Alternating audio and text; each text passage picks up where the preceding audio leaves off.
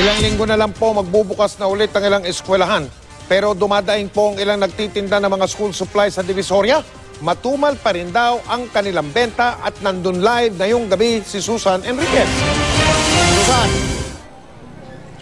Mike, tama ka dyan. Yung ibang mga nagtitinda rito ay dumadaing dahil matumal pa raw ang mga namimili. Bagamat na 2 linggo na lamang ay magpapasok ka na. Pero yung ba natin mga kababayan, para makaiwas naman sa inaasahang pagkapal ng taong mga namimili o dumadagsa sa mga lugar na mura ang bilihin, gaya ng Divisoria, ngayon pa lang, namimili na. Makapal na ang tao dito sa Divisoria. Ang ilan sa mga ito, namimili na ng school supplies. Mula uniforme, sapatos, bag, at iba mang gamit sa eskwela. Si Ann Renoria, taon-taon daw siyang namimili dito sa Divisoria. Mas mura talaga dito, nakakatipid, tapos ano pa siya, yung nabibili mo lahat.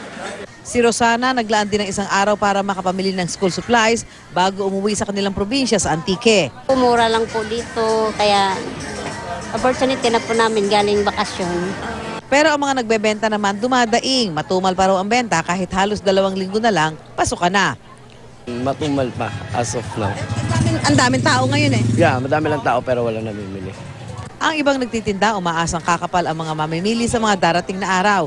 Hindi naman daw kasi tataas ang presyo ng mga school supplies. Mas maganda na bumili na silang maaga kasi para hindi masyadong siksikan kasi kapag bandang katapusan marami ng mamimili nito.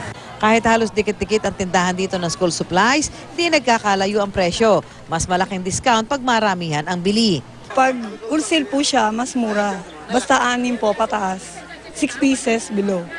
200 po per piece pag wholesale. Pero pag retail po, 300. Pero dahil nga bargain place ang Divisoria, mag-ingat sa mga mandaraya. Suriing mabuti ang binibiling produkto at kung maramihan ang bili, huwag kaligtaang bilangin ang pinamili.